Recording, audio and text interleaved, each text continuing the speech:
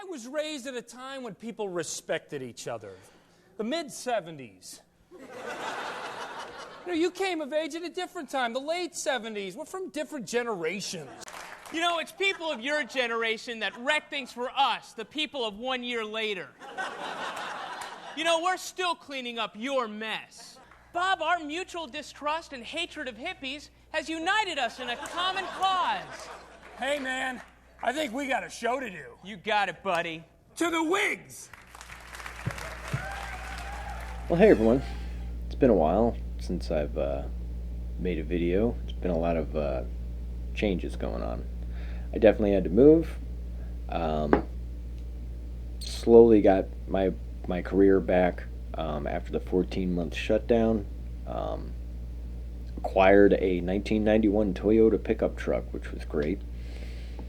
And now I have to sell it because I found out that I have a rare bone disease called Kienbocks disease. Kienbocks disease. I've heard it pronounced all different ways. It is a vascular necrosis of the lunate bone specifically, which is a very, very integral, important part of the carpal bones in the hand. Right around there. For about 5-6 months, I got misdiagnosed. They said it was a sprain, and then it was a pitched or dislocated lunate bone, which they tried to snap back in place by whipping my hand. There is no cure. There's only going to be like a series of surgeries for this. The bone is already broken into several pieces, and now the bones above it and below it, every time I do anything with it, they're pancaking those broken bones and just kind of collapsing everything around it. Luckily I'm eligible for a polycarbon implant that they're going to make in Houston. Dr. Mark Henry's team has been doing this for over 14 years. They've had a lot of success. I think it's on its 5th generation. Either way, I am eligible. It is a very small window that I can still get this done, so while I can, I'm going to do it. Hello, I'm Dr. Ken Thurman. Straighten that camera out! Hi. This has been a weird one to deal with, and luckily I found a group online on Facebook, the Kienbocks support group, where I found way more information than I've gotten from anyone else. It's been incredible. People from all over the world have shared their experience with this rare disease. It's about 1 in 150,000 get this, and luckily I was able to kind of view everyone's experience with it and ask questions and really find out that a lot of these procedures that they offer work for a while, for a little bit, maybe. Sometimes not right away at all. But most of them seem to kick the can down the road to eventual full fusion. Full fusion would mean no range of motion at all. Maybe, if anything, just this. But you'd have completely stiff. Which I've come to accept. I thought that's my only option. I thought, I only want one surgery, that's going to be it. That's what I told myself. And I cried pretty hard because I am an upright bass player. I'm also an electric bass player. I also play guitar. And I would not be able to play electric bass or guitar without bending my hand. Or find a new way to do it. Either way, it's a devastating thing to hear for anybody that uses their hands for a living. It's devastating, especially when you're in an industry that has no health insurance, has no plan. There's no retirement fund for me. There's no disability. There's nothing. I'm an artist in America. We're expendable. Check this shit out. As soon as I found out how much it was and that my insurance is not accepted, and considering the small window of time I have to do this, it's not enough time to switch over and try to figure. $16,000 to $18,000 is what I'm looking at out of pocket just for the procedure and some of the occupational therapy. It's going to be a lot more than that with cost of living and with other physical therapy and pain meds, everything that's going to come with it. So I started a GoFundMe. Check this shit out.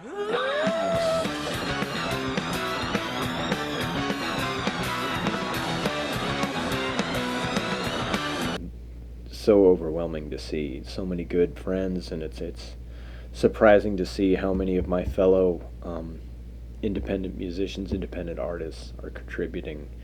It's really a testimony to how big of a heart most artists have, and it's been overwhelming. I'm truly thankful for everybody that's helped out so far, and I'm very hopeful for the future. From every time I get a donation, it's another solidifier in what I'm doing, and it's really going to help me move forward. It's really going to help me say, okay, I'm not just doing this for me, I'm doing this for all the people that believe in me, and that's huge. So hopefully I can come back and play bass just as good, if not better. I'm going to do everything in my power to keep doing what I love, and I just can't thank everyone enough. Sometimes you cry, you know? Sometimes you have to cry. Sometimes you have to really acknowledge your feelings and realize that this is a devastating thing. Don't bottle it up. Let it out. You need to, okay?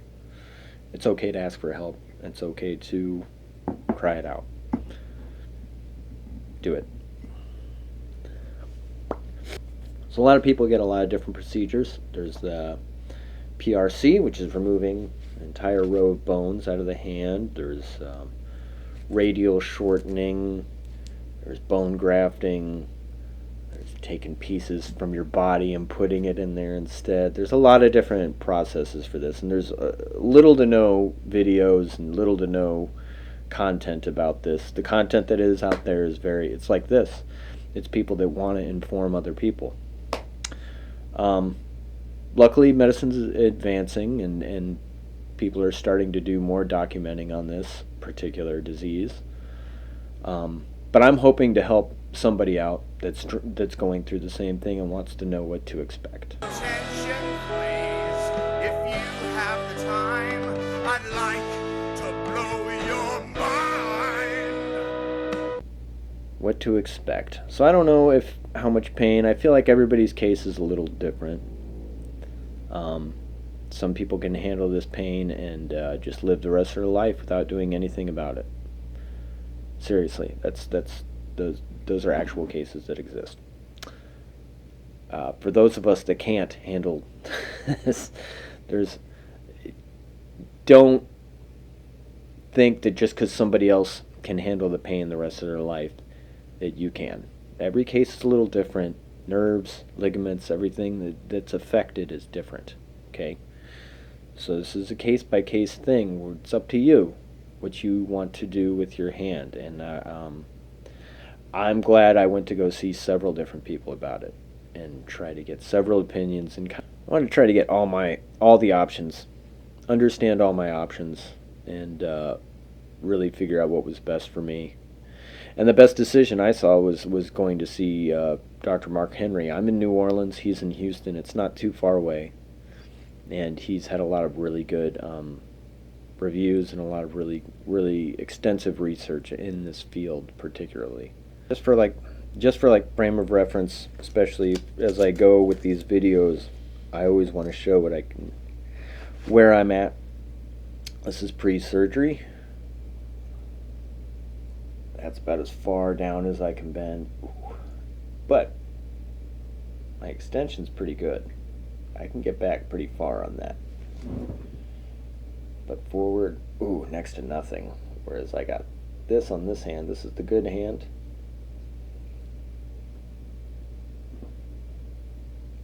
That's not too bad.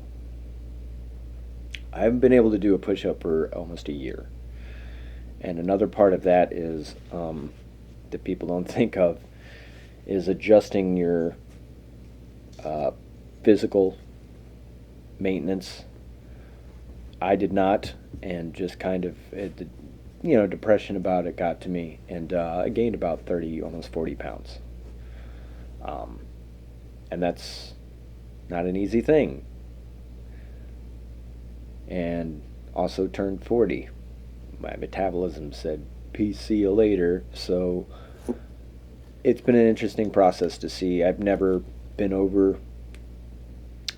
at the weight I'm currently at, and it's a frustrating thing, but it's part of the process. My throne is this stone. Who'll throw the first stone? I just hope this helps somebody out. A lot of the videos out there that people have done helped me out greatly.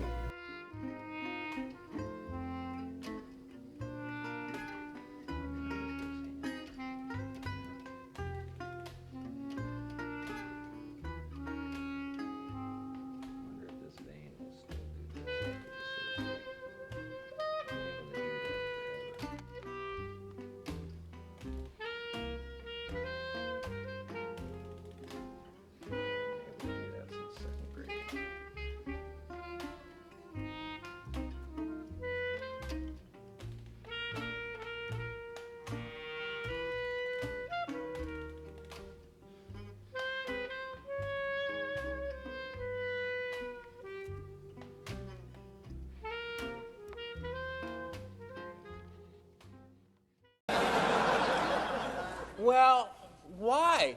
If it was so bad. Well, John, we thought it'd be funny. But it wasn't funny. Why don't you kiss my ass? David's right.